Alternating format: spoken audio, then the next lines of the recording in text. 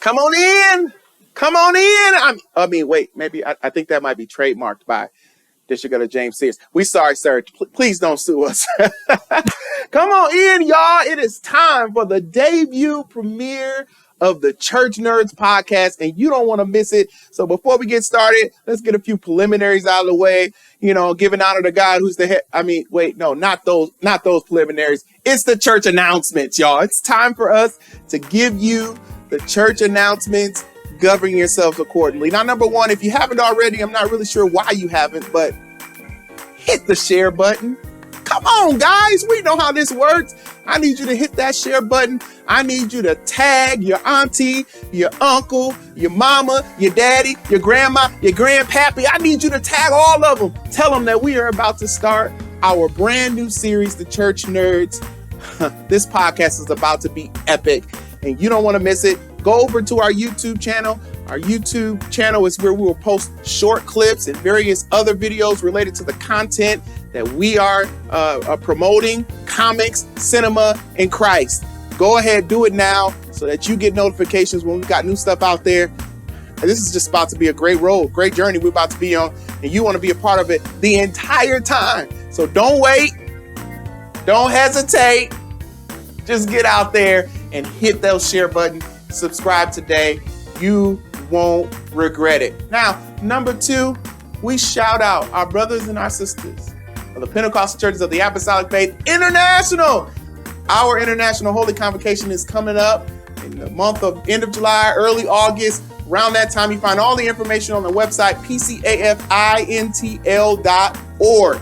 pcafintl.org is where you can find all that information related to the International Holy Convocation and Growth Conference. You don't want to miss all of the global relationship opportunities, wealth, technology, and health that's going to be empowered into us during that conference. So go to pcafintl.org, register today. You won't regret that either. Now, this announcement is to help our councils out. This announcement is for our council, specifically the choir directors. I used to be a council choir director, so I know all about it.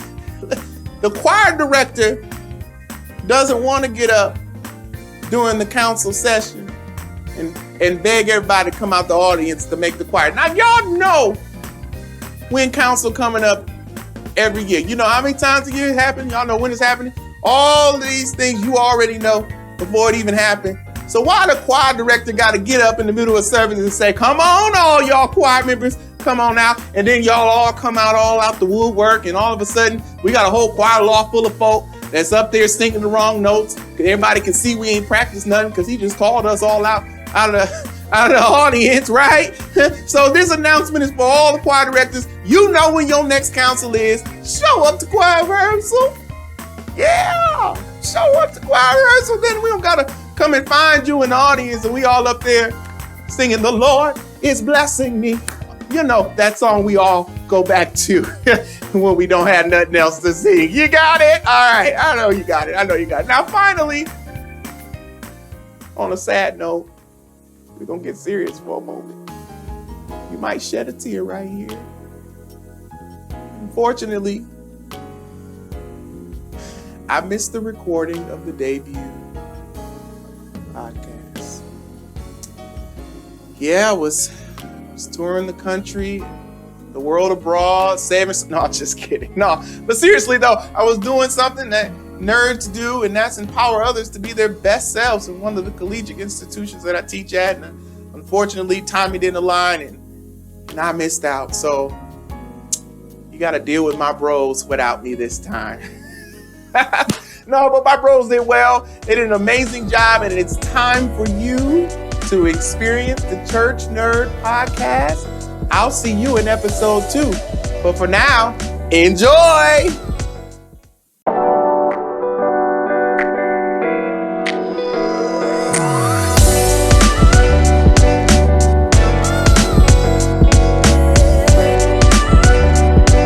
Everybody, this is the Church Nerds Podcast. I have my brothers here in the building. We got brother Andre Buford from Detroit, Michigan. We got Brandon Travis in Joliet, Illinois. Darrell Walls from Chicago, Illinois. and none other than himself, Deacon Norman Heath from Detroit, and myself, Brother Jeremy Baldwin from Kenosha, Wisconsin. We are all excited. This is our very first episode, the Church Nerds episode. We want to welcome you and the fellowship. And listen, we're just regular church guys, but we're talking about nerdy stuff. That's all it is. So our very first episode, man, our very first is a movie review. We're going to be talking about Ant-Man Quantumania. Now, that movie sucked. It was terrible, trash, bro. People was walking out of the theater. Oh, my man, gosh. wasted my money seeing this. Hey, that's why I watched it on my Even Fire God Stick. was disappointed. Even God was disappointed. He said, "Man, I ain't going to the quantum realm ever." He said, "If it's anything like this, I'm good." The guy looked at it and he repented. Why did I He make repented. Why did I make this quantum realm, man? Excuse me, real quick. Hey, y'all. We have a very special guest that just joined us by way of Grand Rapids. All the way. This is the assistant pastor, of City of Pentecost. Everybody, show your love for the Right Reverend Gabriel Jordan. There it is. There you go. There you go. We are not worthy. Y'all late on y'all tithes. You got That's the only reason why I came up. He is every guest bishop always late to the service right when he has to preach. Listen, you know I was late, Jay. That's my bad. I just came home from this dinner. Man, listen, we want to welcome our brother, Elder Gabe Jordan from Grand Rapids, man. God bless you, sir. This is the Church Nerds Podcast, man. We are looking forward. So, our very first review, Ant-Man Quantumania. I'm going to go around and ask everybody's thoughts. I'll start with mine. It was mid. It was definitely mid because it's an Ant-Man. It was an Ant-Man film. Cap.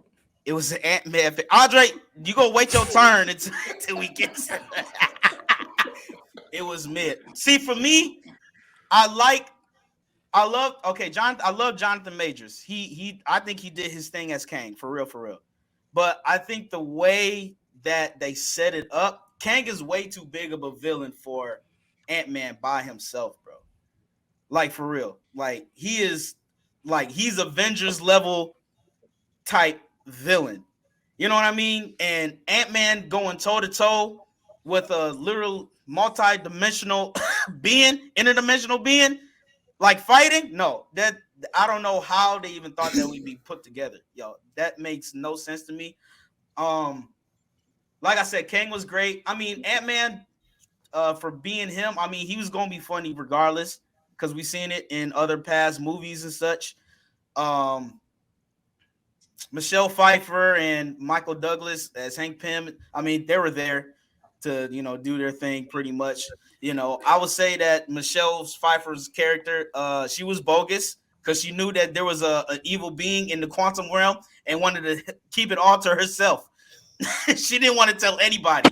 Like, you knew this was a threat and you wanted to keep it to yourself. Like, you're not saying anything. Her daughter was mad at her the entire film. Didn't want to speak to her. You know what I mean? And then we'll get to MODOK later on, because that right there, that horrible. That was just sad. That was just sad. But for me, I mean, it was definitely mid. All right, it was because this is supposed to be phase 5, right? You're supposed to start off phase 5. I think they were trying to start phase 5 with like a bang. They just like shot it off with one of those prop guns. It says, "All right, let's see how it goes." That's it, But that's my take on it. I'm gonna open up. I'm gonna go to Norm. Norm, what you think of the film, man? Well, you said so much, and I say so little. Oh Lord, listen, when you cross your fingers like that, you got a lot to say. No. I mean, it was just okay. I mean, I know I kind of slammed my fingers and said, "Hey, it sucked," but no, it was okay. It was okay. You know, I mean, was it a movie? Yeah, it was an Ant-Man movie, right? We realized that, but all three were Ant-Man movies. So I mean, what you expect? Andre waiting for us to watch Morbius and react.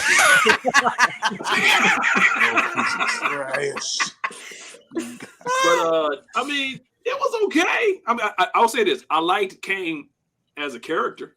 You know, Right. I mean, dude was. Definitely. I mean, the fact that Jonathan Majors played this Kang and he played, you know, my man from Loki, right, as two different versions of the same guy. I mean, you gotta give credit for that. I mean, that was dope. You know, and Bill Murray. I mean, you can't forget about him. He was on there for a little bit, but he did his thing. He was there for 5 minutes, and Bill, I still don't understand his character. Bill Murray let it be known that he was making it happen in the Quantum Zone. he was gonna do something, bro. He a Ghostbuster, bro. He gets special privileges. He's special privileges. But you know, other than that, though, I mean, here's a crazy take. I enjoyed it more than I did Black Panther. Oh, what? Whoa! Oh my God, Norm, what? Norm, stop the cat. I did enjoy it more.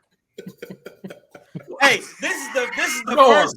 Hey, no, we're gonna start this right now. This is a rebuke. What? The blood of Jesus is against you right now. Come on, you made Jordan turn Bro, the screen off. you said you enjoyed this more than Black Panther? Wow. Wakanda Forever. Someone help this. Not the first one. Lord. You're talking about the second one, right? But the second one was still good. Yeah, so that's the second one. That's what the second one was. But you was saying really this was good. better? You say Ant-Man was better? I said I enjoyed it more than Wakanda Forever. So, I just did. Let me ask you this real quick, Norm. It was a better movie. Before I even touch on my opinion, what did you enjoy about it? Right, I was gonna ask that too. Yeah. What did I enjoy about it? About what did you enjoy about? Yes.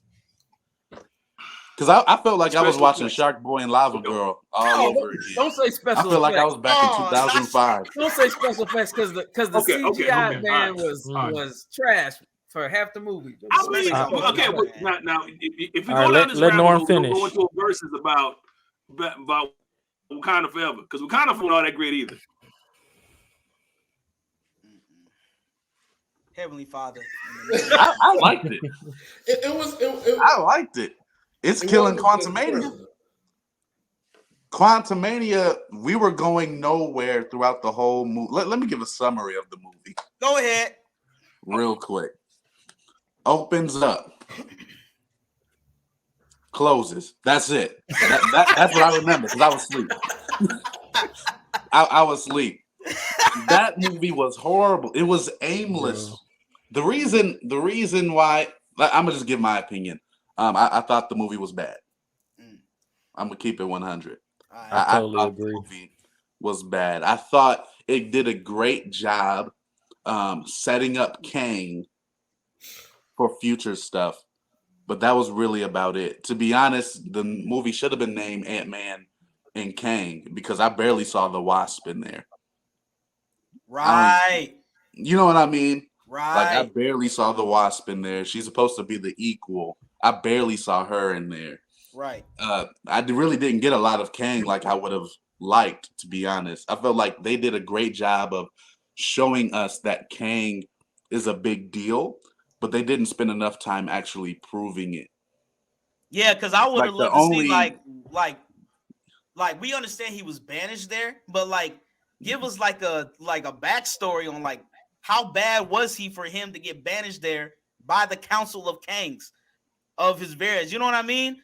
Like it was like when he was sitting in his in his room, just just thinking, like show like a flashback of some type of like disagreement or whatever of whatever he was doing of why he got banished to the quantum realm. Well, because go ahead, Brandon. They should have developed the character plots and the overall plot of the movie better. Yeah.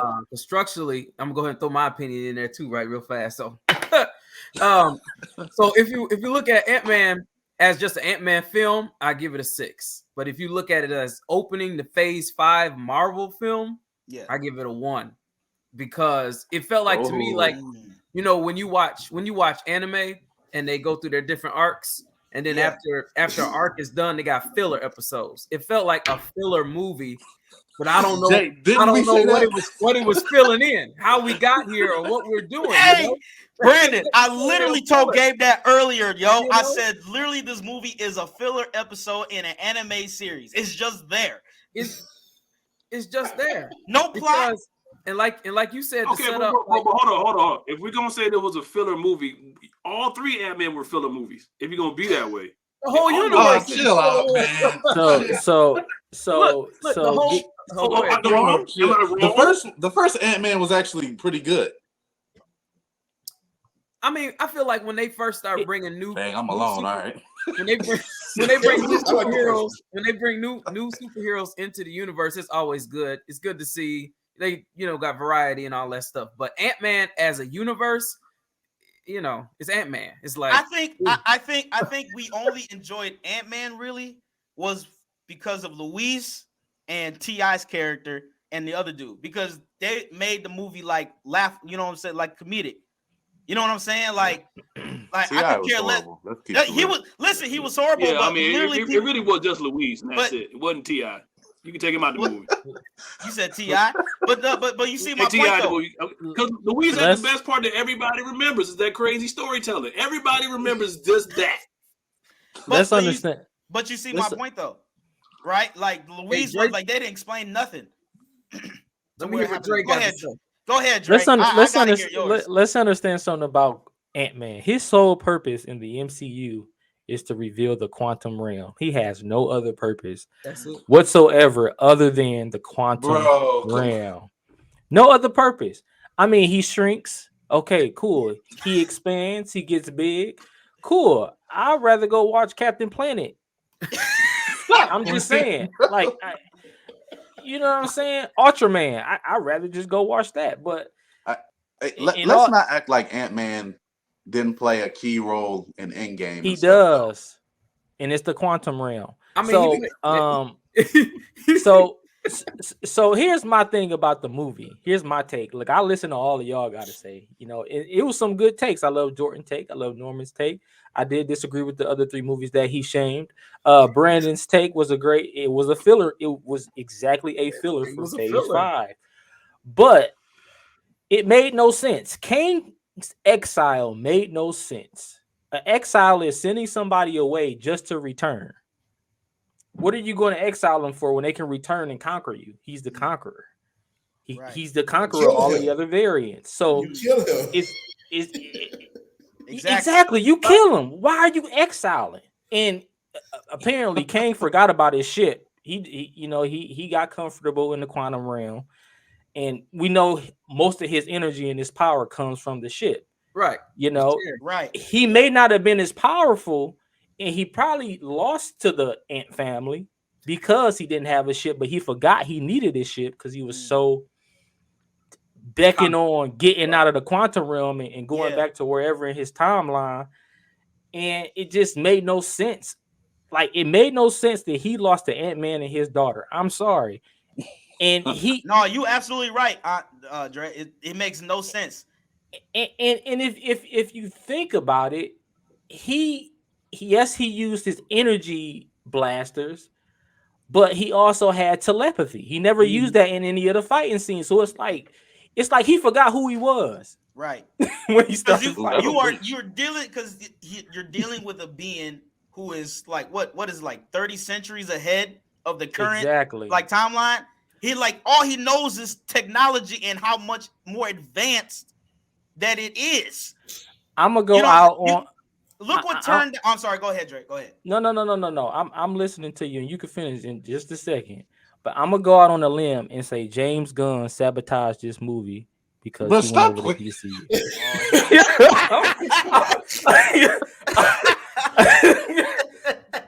This was one of his last projects. I'm gonna go out on a limb and say he sabotaged the phase because you know what I'm saying. They didn't want him to be a part of the MCU no more. Now he's in the DCU, tearing that one up too. So he's really the Kang. He's really the Thanos. He's really the Kang. All right, I'm gonna say this, and then I'm gonna let Darrell go because I don't think we heard Darrell's take.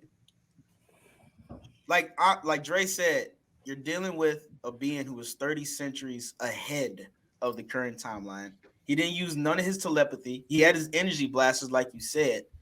But I'm like, if you know for a fact that you're this strong of a being, why are you letting ants destroy the stuff, the whole city that you just built? Think about ants. You think the character was undervalued in this movie? Oh, definitely. Very. That's why I didn't like it. Yeah, that's undervalued the black man. Because when we hear Kang the Conqueror, bro, from anybody that has read the comics, that has watched any of the old cartoons with X-Men from the 90s and everything, Kang was someone that you did not want to mess with, bro. Like when he came in swinging. Like he destroyed everything. That's why I said character development, plot development, and just felt like the movie was rushed. Like they didn't build nothing in the movie. Like when you think crazy, it was 2 hours. The movie was 2 hours and it felt rushed. And then it felt like 3. And then it's just not cohesive with all the other Marvel films. Wow. You know, when they set up Infinity Wars and Endgame, and even when you talk, and I'm gonna let Darrell go, even when you talk about Thor, Ragnarok, that whole setting up that with the Hulk in there, then right in Infinity War, you got the Hulk, you know, you got the battle scene going on where Thanos beats Thor and everybody, Hulk goes, it's all cohesive. It has a good flow. This is coming from nowhere and going nowhere. Well, that was the complaint about Marvel this past year and a half. Like if you notice, the whole Phase 4 wasn't cohesive. Right. At all. Like that, nobody know where we were going. We thought Spider-Man No Way Home was gonna patch some stuff together, which it didn't. It was a great movie, but it didn't like really make a lot of sense with the rest of the phase. And same for Doctor Strange. Right. Go ahead, Darrell. Yeah. Man, so I'm tell you, my favorite part of this movie was the post-credit scene. That's the best part of the movie, and the only thing I'm excited about is to see how they use Victor Timely with Loki. Yeah.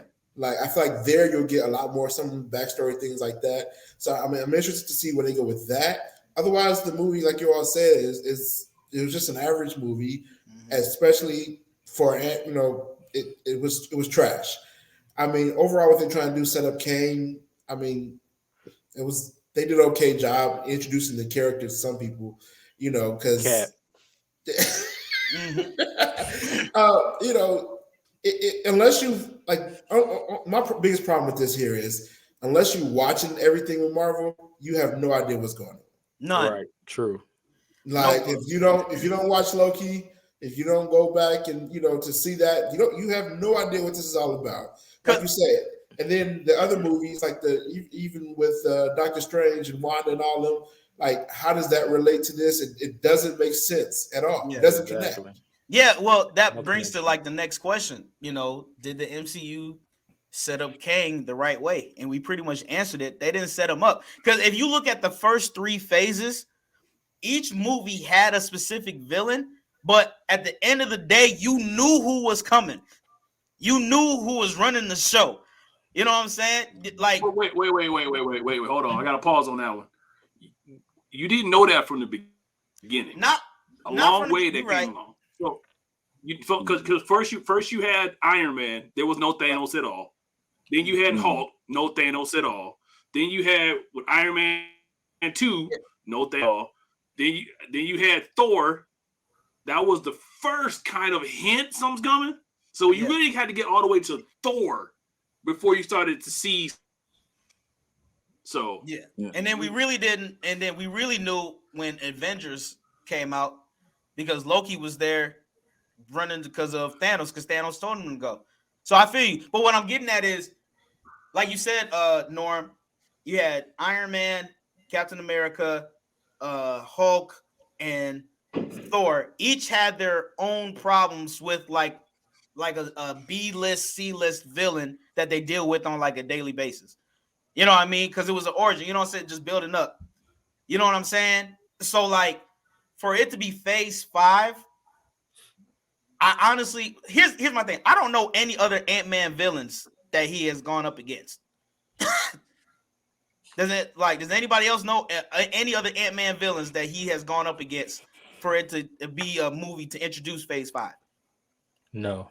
There you go. So you put another Avengers level villain up against Ant-Man, who, by everybody that is on this panel right now, can't even think of another villain that Ant-Man has gone against by himself. And let me just put out there, Ant-Man is the lowest value character in the Avengers. Chill out, man. No.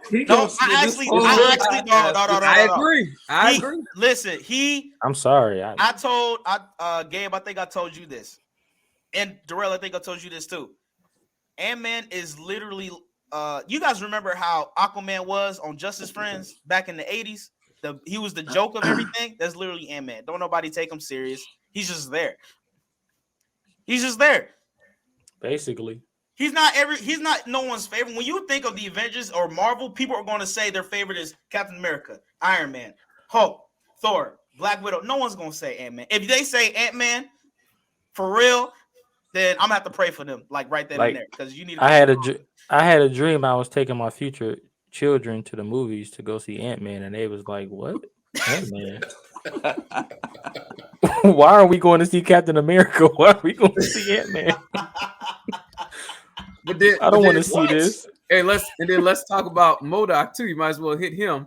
When I talked about the CGI, man, it just looked like they took his face and just stretched it. There's so many other ways to do that character and his face to make it look more realistic. It looked like do you know what he looked like? You guys you ever took or seen people take the plastic wrap and press their face? That's exactly what he looked like. He looked like George Lopez from Spy Kids 3. He did. He looked like that. That's literally what he looked like. The bootleg MODOK. The electric guy. And Jay gonna ask in a group chat. What did you ask about MODOK again? I said, I was thinking of all of us, of how we know who MODOK is. Should MODOK have been the main villain for Ant-Man instead of Kang? I think the right villain is Kang. They just did it wrong. That's it. They just did it wrong. Because we all know MODOK has gone toe to toe with the Avengers. So because he's a living machine, they just made him the butt of the joke for no reason.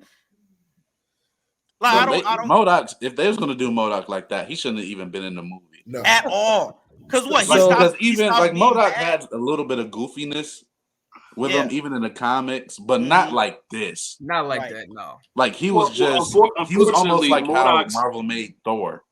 MODOK's main villain is the Hulk. MODOK, his main nemesis is the Hulk, and there is no Hulk movie at all. Yeah, because who owns the rights? Nowhere else to put him. The MCU don't own the rights to the Hulk, so they can't make a standalone movie. Yeah, that's true. That's a tragedy. That is a tragedy. I think a lot of people have been waiting on a Hulk alone movie. We got Hulk alone movies, but they were bad. No, they were bad. But I'm talking about for the MCU specifically. Oh yeah. I think it's a lot of rights to content going on, and they're trying to work their way around it because they can't make it the way they actually want to make it just because of the rights to content and the contracts and the NDAs and everything that comes with making this type of MCU. So they trying to make their own spin-off version, and it just doesn't hit. It does not hit. Like, I didn't understand why Cassie was the age she was when she left off in the Avengers Endgame as a pretty much a grown woman. And then they brought up the timeline that they're in, talking about the blip. Like, it made no sense to me. So it's like, it's just a bunch of pieces. They switched out the actress. Yeah, they did switch her out. I thought that was kind of bold. Exactly. They did switch her out. It's almost like, you know what I'm saying? Like Terrence Howard and Don Cheadle. Nobody said nothing about that. No, Terrence Howard. I mean, Terrence Howard couldn't get the dollars, and they kicked him out, and Don Cheadle rolled in, and he been playing ever since. Nobody remembers Terrence Howard was Iron Man 1. We remember Terrence Howard. We remember that's because Terrence Howard decided to go on tours talking about quantum physics. Yeah. So they kicked him out the network. Like, nah, this man going too much. He doing too much. He trying to be Ant-Man. What did he say? What did he say from that scene? Next time, baby. He knew Ant-Man was coming years later. Who's right? Maybe they'll make him a variant in one of these movies or something. Hey man. He gonna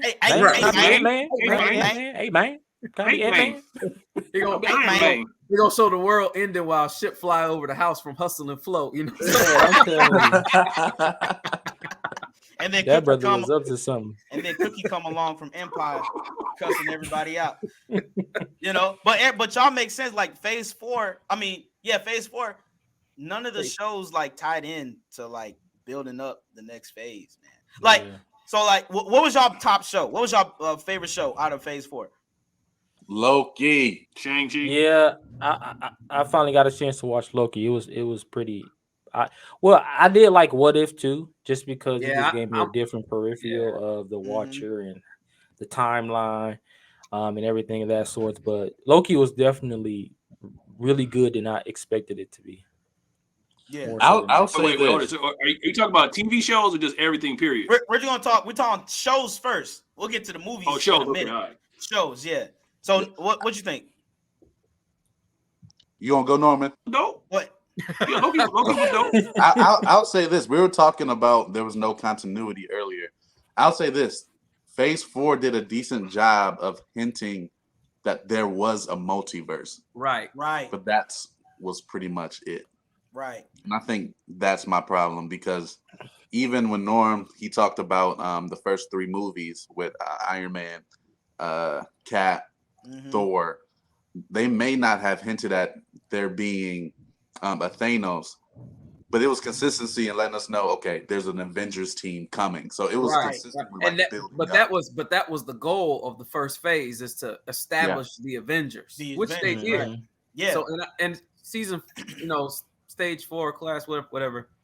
I think it was good overall as far as the movies, where they wanted to go. But the problem is, when you open up a multiverse, then you have so many avenues that you can go. You can get lost in where you're trying to go, your focus, and trying to bring a certain, plot or theme together. And I think that's what happened when they opened up the multiverse. They just didn't have a clear path of where they was going. They tried to touch a little bit of this and a little bit of that. And now we're here in phase 5, and it's still, like what are we doing? Yeah. Like, how are we tying this? But we know the villain they want to bring. Yeah. They just got to do a better job of that. So hopefully the next film, whatever it is, does better. Guardians of the Galaxy, I think. Yeah, the next film is Guardians. Yeah, the next film is Guardians. I would say my favorites out of the phase 4 for the series is definitely Loki. Loki was definitely my favorite. Number 2, I'd like WandaVision. What about the rest of y'all? Well, let me say one more thing about Kang, then we can move on. Also, because I rewatched it, and so basically in Doctor Strange, the Multiverse of Madness, there were multiple incursions that happened with the universe. Right. So being that we're in a quantum realm, and Kang is introduced to a foreign universe, there should have been an incursion somewhere. But there's no time in the quantum realm, right? Understandably, but so you can't really have an incursion, right? Because timelines have to come into. Yeah, I think the quantum realm is a realm. It's outside within itself, right? Within a timeline, right, or anything, or a universe. That's why because I think in the quantum realm there's different parts of it, because Ant-Man said he thought it was 5 hours but it was really 5 years during that blip, compared to Michelle Pfeiffer's character. She was down there for 30 years, and it was actually like 30 years of the regular time. But understand this. Explain that though. If there was no time in the quantum realm, there first and foremost, scientifically, there shouldn't have been any gravity. And based on it being a timeless foreign universe, Janet should have not have aged, right? Well, but who said there was no time in the way? I think we're crossing things up here. I thought they stated that there was no time in the quantum realm. They said it didn't exist. They said both time and space don't exist in a quantum realm. Yeah, it doesn't. So that's why it that's why I'm telling y'all how bad this movie was. Yeah, in the writing. Yeah. The writing made no sense. It was so many contradictions. It was like the first, the Old Testament of the Bible. There's contradictions that happen, and you just have to be ready for it. But it all lines up with God at the end of the day. You know what I'm saying? You formulate from Genesis to Revelations, you get it. But Let's be honest with all, I'm just saying, forgive me, Lord. You know my heart. The sayings of Andre Buford do not reflect the thoughts of the Church Nerds Incorporated. Thomas did not represent the church at large. Yeah, I'm a disfellowship myself. But y'all get what I'm saying though? Like how it doesn't make sense. You can't make a timeless universe, but age Janet. Yeah, that's true. And have gravity. Yeah, I noticed that because I was stuck on the fact that Janet aged, but Kang didn't. Now, is it because she went back to Earth? It sped up her. No, you're right. I see what you're saying because she showed up with gray hair. Yeah, because in the second movie, she came back with gray hair. If there was no time, she should have been frozen at whatever age she went into the quantum realm, and she should have came out that same age. Well, I guess Marvel sucks. Well, you know what? Nothing makes sense anymore. They did add the Paris filter to her skin. Mm-hmm. So they did. I guess you could say they did try to make her seem younger. So maybe I'm contradicting what they may have did, because like if we were to be in the same room with a writer, I'm sure they would use that concept of CGI. Right. We tried to age her as much as, black don't crack it. You know what I'm saying? Like, maybe you should have used somebody else. That's just me. Janet should have been a black woman. Happy Women's Month. Listen, I'm just saying. Yo, hey, listen, they would have. They did her thing though. They would have. She did. You said who, Gabe? Oh, was it Mekhi Phifer? Michelle Pfeiffer. I'm in a whole different universe. What? Michelle Pfeiffer. No, I was gonna say, other than, of course, I think Paul Rudd did a great job. Oh yeah. I think just the selections of like jokes and story, it didn't fall. Like the even jokes the were opening bad. and closing of the movie, it's like everything was bad. But I think the standouts is Michelle Pfeiffer and Jonathan Majors. For real. Yeah, for sure. I don't know who Gabe was thinking of when he said that. He was trying to say Sanaa Lathan. Sanaa Lathan. Oh man, bro. Oh my God. Man, let me tell you something. If she would have popped out in that movie, I would have been upset, bro. But he right. The standouts is definitely Jonathan Majors and Michelle Pfeiffer. I got a question, Jay. What up? After watching this movie, the end credits, everything, are you guys still excited for the rest of this phase, or no? You know what? That's a great question, Gabe. Yeah, I'm excited because I think they hear and see the feedback that this movie got, because literally they said people was walking out of the movie theater. So hopefully they take that into consideration and be like, up their game and do what they got to do. I'm still excited. I'm still excited only because I am just a Marvel fan, period, since I was a kid, even before the end. But they definitely do need to listen to all the feedback, like Brandon said, because you're supposed to be. This movie was supposed to launch the phase 5.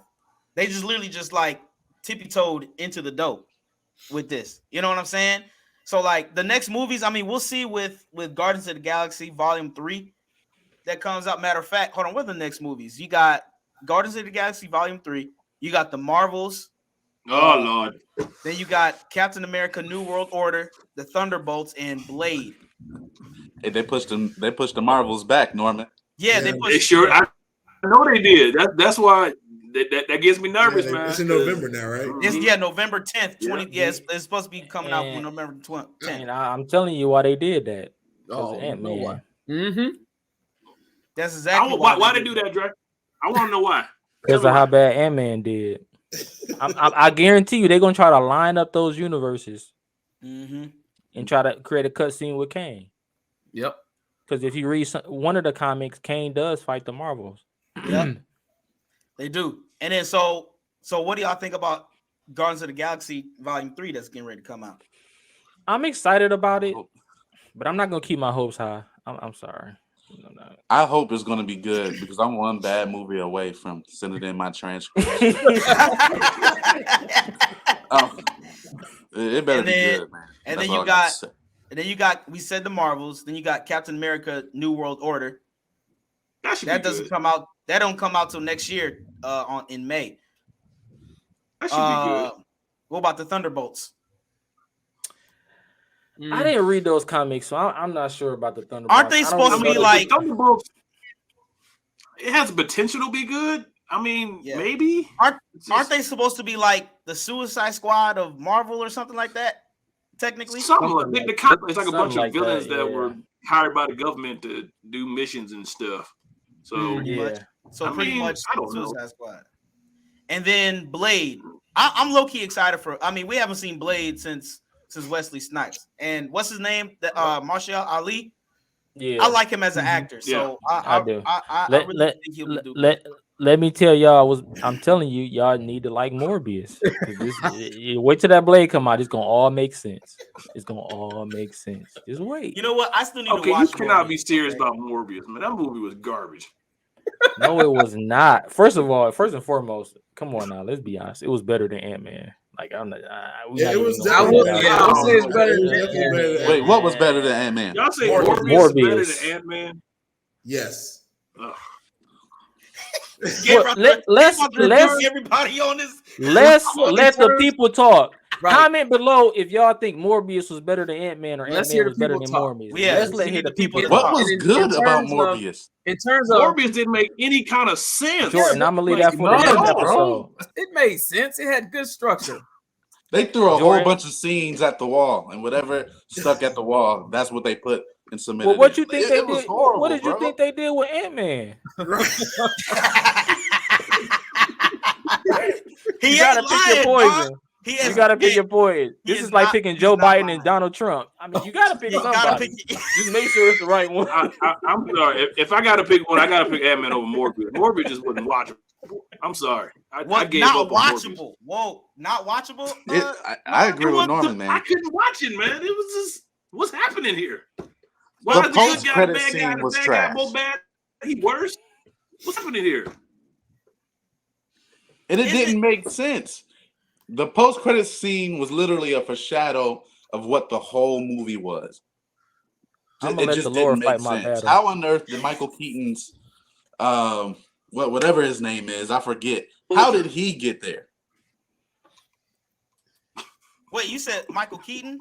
What? We gonna leave that for the next how did episode. he get to that universe? I forgot that I thought all the villains went to Tom Holland's universe. Right. Why is he the only one just pop up in the cell out of nowhere? Well, the only villains that knew Spider-Man was Peter Parker went there, but they didn't establish that in Morbius yet. No, so it made no sense for him to be there. Y'all gonna see. And his reaction to popping up was so unrealistic. Hey, where's my kids? Where's my wife? Listen, hey man, listen. I want all y'all in the comments. I want all y'all in the comments to comment: was Morbius a better film than Ant-Man? We want to hear from the people. Yes. We want to hear from the congregation. Promise you, a bunch of people will say, "I didn't see it." They go, I didn't watch it. I didn't watch it. I didn't watch it. I didn't watch it.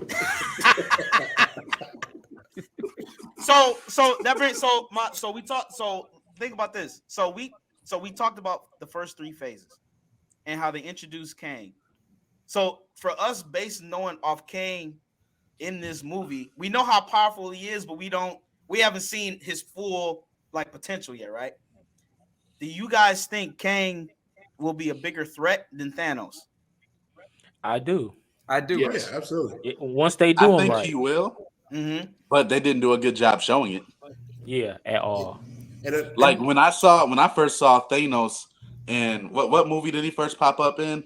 He was in a post credit of Thor. Yeah, he came in the post credits of Thor. Yeah. Yeah. All right, you saw him, and you were like, "Whoa, okay." He ain't even have to say much. All he did was look and smile a little bit. You like, "Oh, crap." I thought at the end was the Avengers. Was it the Avengers? I thought it was. It was the Avengers. It was the Avengers. When I look at Kang, humanity I'm can't not be scared of him or something like that. Yeah. Because when I look at Kang, I'm not scared of him, bro. Though right now, yeah, because the way Thanos revealed himself, bro, he was on his throne they had him turn right at the camera all slowly, and you could just like feel how powerful this guy is. You know what I'm saying? Yeah, it was Kang now, it was like, yeah, I know you powerful, but once The post-credit scene didn't do him any justice either. It just, it was like they were just all goofballs to me. I think like, the end credits just confuse people because it's like, who are all these people? Where did all these different versions of this man come from? It's like, they've done a horrible job of setting them up, and especially for people that didn't watch Loki. Yeah, or when He Who Remains explained, like the different variants of himself. So, and then the second credit scene, with Loki being there, that's him. So everyone was like, that's the best scene in the movie. That's the best scene of the entire movie. The entire that 30-second clip. And I feel like it's going to be on the TV shows to really set them up. To me, none of the movies upcoming really, like, none of them look like okay, this is a good movie for him to shine. I agree. To really set up. It's going to be on the TV show. Like it's really on Loki next season. Yeah, it's really on Loki. Set Kang up to show how powerful he actually is, because he's actually more powerful than Thanos. Yeah, right. He's higher. He's ranked higher than Thanos on the the pyramid. The power. Even the way they did it in Loki to set up the fact that the stones mean absolutely nothing outside of they sure did. So the stones mean nothing now. And now they, of course, they put the rings. Yeah. Okay. So here's what they have for the television series for Phase 5. So hopefully they can set up Kang even better. You got Loki season 2. You got Secret Invasion. Yeah. You got What If. You got Ironheart, Echo. I don't even think Agatha is even going to do anything about Kang. And then Daredevil, Born Again. Those are the television for Phase 5. They better do Daredevil right. That's all I know. Now, are they bringing back? They put Daredevil in that one Spider-Man movie. He had that one little shot where he caught that brick. So hopefully they do him right. Hey, they brought him back in what was it, She-Hulk? Don't talk about She-Hulk. No. Well, we gotta talk about She-Hulk because it's Women's Month. It is Women's Month. All right. Listen, we'll just go right there. Since it's Women's Month, what y'all think of She-Hulk? I didn't watch it. I'm sorry. Oh my god. I tried to watch it, but when you just roll over and touch Bruce, I got. All she did was sleep with everybody in that show. That's all she did. She does that in the comics, don't she? Bro, she was out of control, bro. Every episode, she was a harlot. What you say? She gave Jezebel a run for her money, huh? Right. Man, when I saw Megan Thee Stallion, I immediately was. That was like, huh? I was like, why is she here? No disrespect to Megan, she's a nice young lady, but I just didn't see the reason. Maybe it was a filler for, maybe the certain ethnicities to watch it, because it was, but I didn't see the purpose.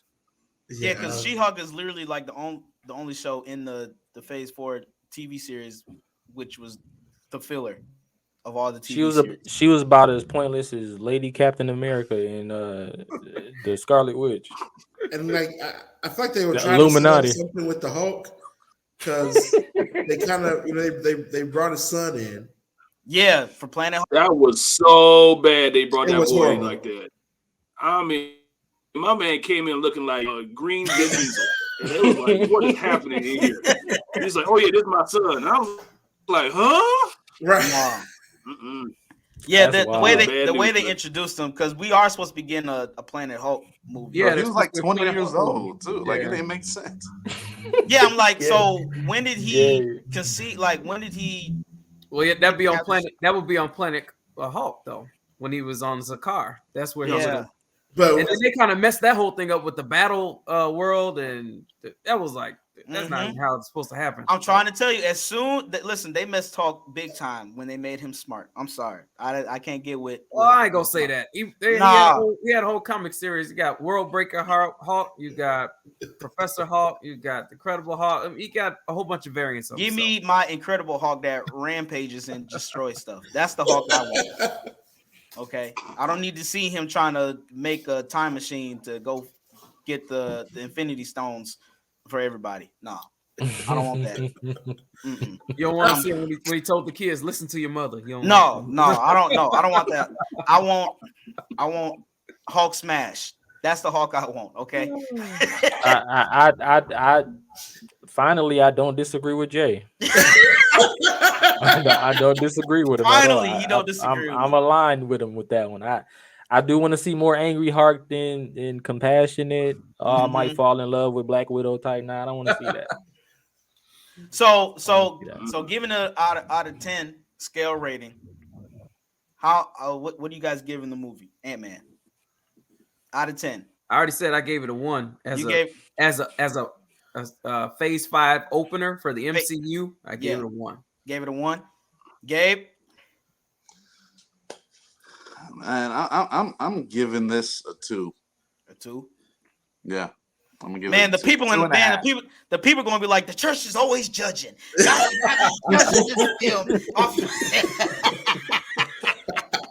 They just go ahead and just judging people.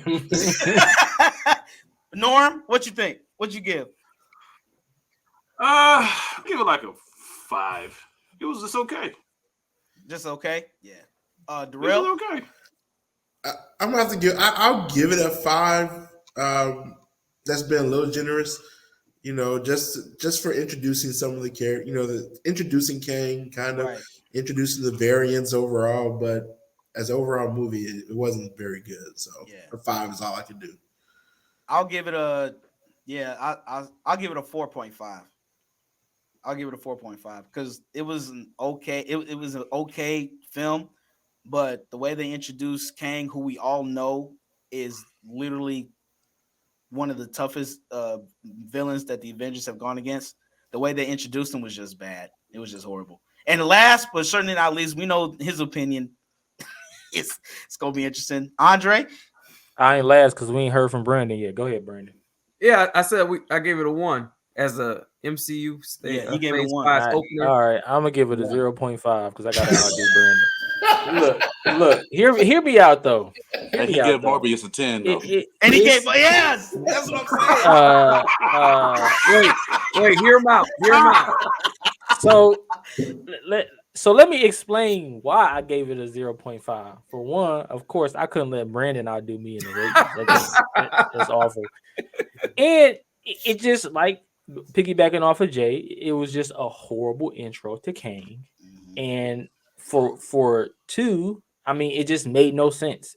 Nothing lined up. The movie was so contradictory to what the writers was trying to write out. I don't know if they got mad. Somebody got mad at somebody. They let James Gunn come in and sabotage it on purpose because he's going over to DC Comics.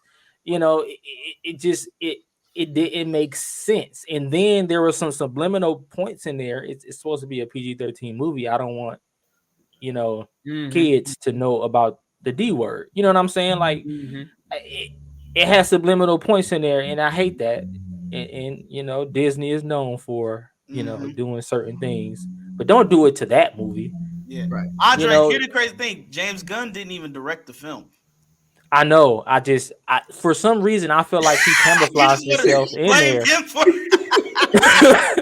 We blaming him for everything else. He might as well blame him for this too. He's Thanos. He's Thanos in reality. But the Guardians movies were both good though with him directing.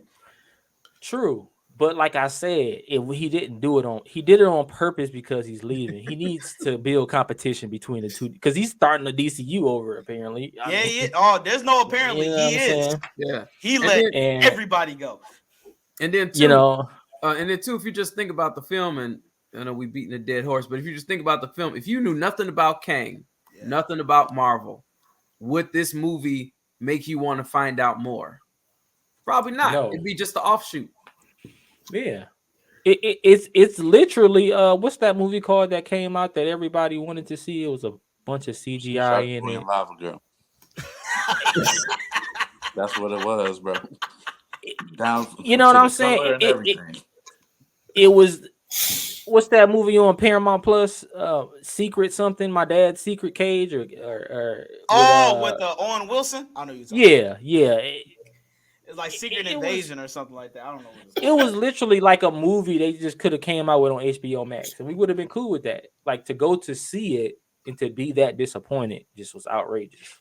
To both y'all points, especially Gabe's, they literally made the film like that. Those kid superhero films, Spy Kids, Shark Boy and Lava Girl. That's exactly what it looks like.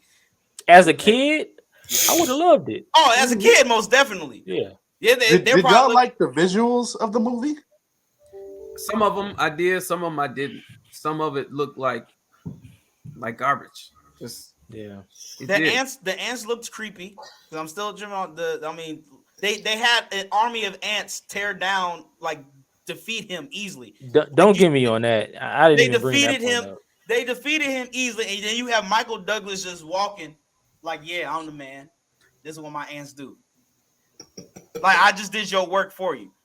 Looking like the Mandalorian. Like, come on, man. He just it just was a space of craziness. It just that's the biggest plot hole ever. Like, space and trash. We can't beat him. Oh, here's a whole army of ants. Like, like he has energy blasters and he is blasting everything in his path.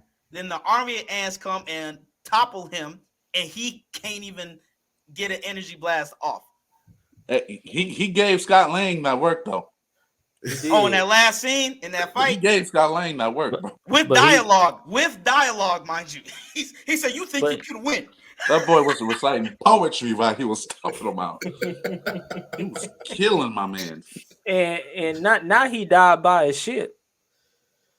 So he forgot about his ship and then died by the ship. Like, not die, but you know what I'm saying? But is he dead though? I was just about to ask the same question. Not. Is he actually Ain't dead? No way. There's no he's way the conqueror. Yeah. He just escaped from the quantum realm now. Finally got out. But how do we know that though?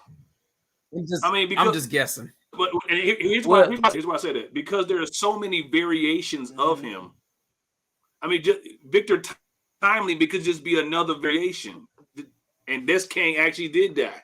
And there's no way to know. If you go back, I think in the animated series and even in the comics, when you talk about the Council of the Kings, they don't interfere with each other's timeline, right? Unless one of them is going to lose. Then they come and save the day or use some power, whatever. So if he was gonna die, then the council would have intervened. If that was the last. The council said the council can't kill him. They can only exile him. But that's what I said. They would have intervened if he was gonna die. Because I don't know if you ever seen, if y'all watch the Avengers when it was animated, probably like in the 90s. And the video's been floating around where Kang was fighting the Avengers. And the Avengers had took him down, strapped him to a chair. So the Council of Kang intervened. They came in, froze time, came in, talked to Kang about the Avengers, end up getting him out the chair, and he beat the Avengers. So that's what I'm saying. Got you. That makes sense. But like we said, I still would want to see a flashback, some type of background. Yeah. You know what I'm saying? Because let's remember, Kang was bullied when he was a kid. And then he became super smart. He is a descendant of Reed Richards. Yep. Okay. Right. Yep. We know he has brains in the family. Okay. But he was bullied as a kid, and then he discovered time, and then he just went on a whole rampage. Okay. That's what I'm saying. And then so we see how big he is, but like we said, he has energy blast and telepathy, and then you got Ant-Man, who I have not seen any type of combat with this brother the past like 2 films. You know what I'm saying? Even in Endgame, all he did was get big and just run over people. He wasn't going toe to toe with the army of Thanos. He punched the big monster thing. Like, wow, that's it. That's the only scene you see. I ain't gonna let Jay front on Ant-Man like he don't be putting in work, bro. Ant-Man be putting in work, man. Where? You tell me it's where. at his level, but You tell me where he be putting in work, and then I'll go watch it. And Right. I'll apologize. Tell me where he puts in work. Hey, Spider-Man knocked Ant-Man down by in Civil War. I mean, just come on. Exactly. Ant-Man barely walks good. Like when he blows up, he's almost tripping anytime he walks. Anytime. Anytime. Matter of fact, Spider-Man defeat in Civil War. He said, "Hey guys, did you see that old Star Wars film, the second movie, when they were bringing like, come on, like you lose to a pop culture reference." Wow. Like for real. Think about it. He lost. Hold on now. Now wait a minute, because if you're gonna go down that road, then my man, one of Thanos' villains, lost to a pop culture reference. Yeah, he did. When Tony blew him out the ship, and he was a bad dude. Oh, what's his name? Let's not go down there. From the Guardians movie? No, from Avengers. No, from Infinity War. Infinity War. The guy Tony Stark called Squidward. I forgot his name. Oh, yeah, him. Yeah. I know you're talking about Squidward. He's like, you lost, Squidward. But overall, man, they after this film, they got to do better. But that's the thing about Kevin Feige. I think he really does listen to the fans. So, and that's why they pushed like the Marvels back and stuff. So I think they're going to be redoing some stuff. It's the same concept when they gave us that first Sonic and everybody had an uproar, and then went back to the drawing board and gave us a better looking Sonic. Yeah. I think that's why they're pushing everything back, because they're trying to course correct. And I think too, when you have a franchise like Marvel, MCU, it's so big, they're never going to get everything right. Yeah. Right. Especially this saga. They call this the multiverse saga. So they got to get a lot of stuff. But overall, they do have some great highs in the whole universe. Right. They got some bad lows, but overall, it's still a pretty good universe. So I think they'll learn from this, and hopefully the next film will be better. I think the next film. I think the next film will be. Everybody remember that Morbius is not part of MCU. Thank you. As great a movie as it is, it is not a part of the MCU. Oh my God! Listen, we want you all to comment in the section. Did you like Ant-Man? Tell us your thoughts. Give us a rating. Is Morbius a better film than Ant-Man? We want you all to tell us, and we want you to like, comment, and subscribe. We are the Church Nerds. Again, My name is Jay Baldwin. I got Brandon Travis, Andre Buford, Gabe Jordan, Norman Heath, and Darrell Walls. We will see you all later.